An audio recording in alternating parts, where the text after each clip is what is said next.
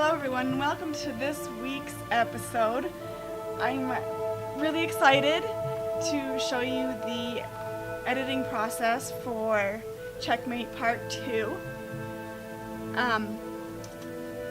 It took quite a while since I cut out all the pieces and created my own location out of stock photos. So let's jump right on in to Photoshop and take a look at that. So the first thing that I do is cut out each of my models. And I wanted to create the chessboard with the lawn. So I took my image that I used for Checkmate Part 1 and did an overlay of that on the lawn. And I duplicated each of my pieces and lined them up to create the game board.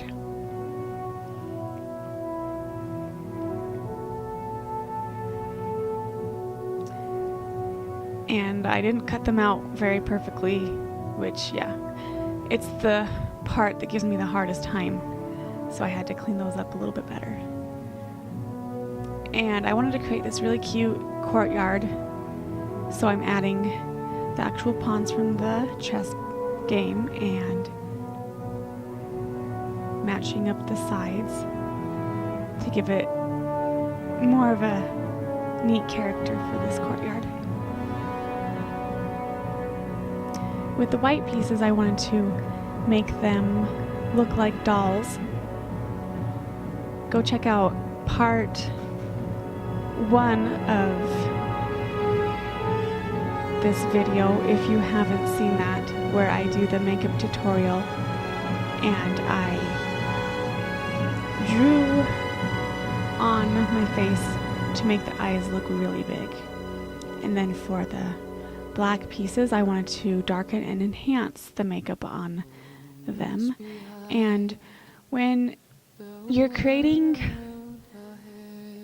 images that you didn't shoot at a location and you're piecing together the full landscape, you want to think about perspective and what would actually be in focus if you were actually there shooting. So when I put the background in this, I blurred it because of course that would be way far away from my camera and it would not be in focus at all. And then I went through and added all the shadows. Typically when I'm creating shadows, I do about 3 layers of shadow. You have the first layer, which is a really dark shadow, and it's pretty crisp, and that's the shadow that's right directly underneath your subject. And then you've got a couple of other layers that each soften a little bit more just to create the different dimensions of the shadows. And my white queen is holding an apple to sort of defeat the dark queen, and I wanted to make it pop from the background, so I changed the saturation and hue to create a red apple. And then I wanted to add in these really cute heart-shaped trees, and I did a clipping layer to color the edges of the tree. It was really pixeled and just didn't blend well into this picture, so I softened those edges with the color that matches. And then I wanted to kind of create a place that you could see where the foreground ended versus the background, so I added the grass in there to kind of blend the layers between the background and the foreground. And I like a lot of contrast in my pictures to make it just pop and stand out. So I'm darkening those chess pieces because they were really had no contrast at all. They were very, very light. And then to make these pieces blend into the picture even more, I'm adding my grass stock photo, and I flip it and I warp them so that each piece of grass is different from the other one, so that they don't look similar at all and will be more realistic.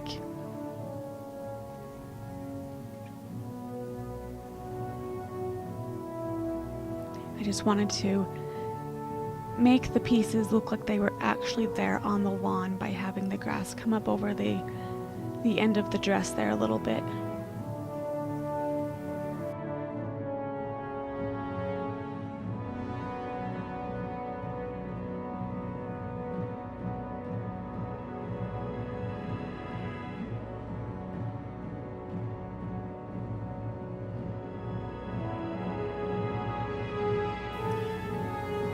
And here's a beautiful final piece where I took it into Lightroom and added a little bit more shadows and more contrast and more sharpness, and just made the picture just come together. Thank you everyone for watching this week's episode. I hope you learned something.